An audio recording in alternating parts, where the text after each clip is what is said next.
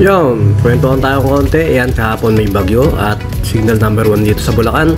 At syempre, masarap lang yan mag-food trip kumain ng kumain dahil nakakatamad, walang pwedeng gawin kundi kumain. Yan, at saka gano'n nga tayo, nagluto tayo itlog at saka ano tawag doon, itlog.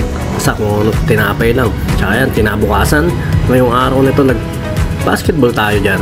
Nagpapawis tayo at medyo maaraw-araw na, kaya ang ginawa natin, ayun, nagpapawis tayo at marami tayo na player sa court. Marami naglalaro pero hindi tayo nakasali ngayon kasi kompleto na sila.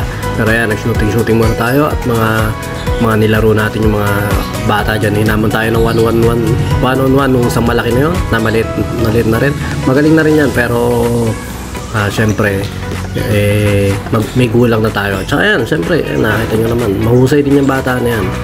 Pero yun nga, laki ko pa rin, taba ko pa rin. Dati bata-bata ako, ganyan lang din ako kapayat. Pero ito, sureball din yung bata na yan, magaling din yan.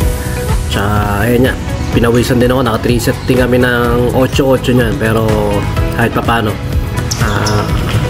na ano naman natin, na-survive natin. Talagang hiningal din ako dyan, pawis ako pag uwi ko. Tsaka yan, sa mga tropa natin dyan, baka naman gusto nyo maglaro dyan para kahit pa paano may makalaro malupit-lupit. Yan, set natin yan.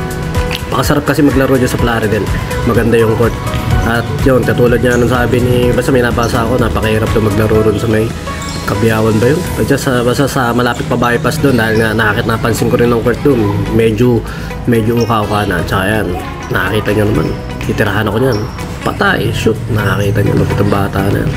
Pero syempre, yung gulang, larong 90s. At saka yan, pinapractice ko yung mga finger roll, yung mga sinauna. At saka ito, mga rami rin bata dyan. At nanguha ng santol.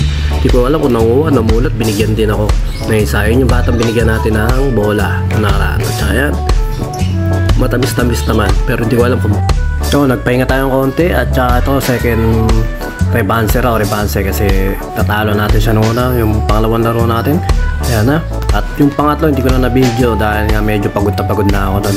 Itong pangalawa pagod na rin ako dyan kasi ilang araw din ako hindi nakapagpapawis ulit. Kaya ayan, back to zero na naman tayo.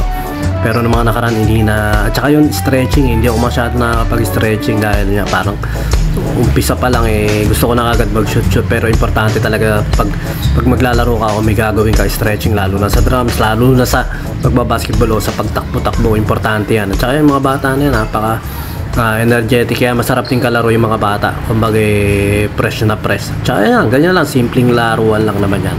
Yun lang.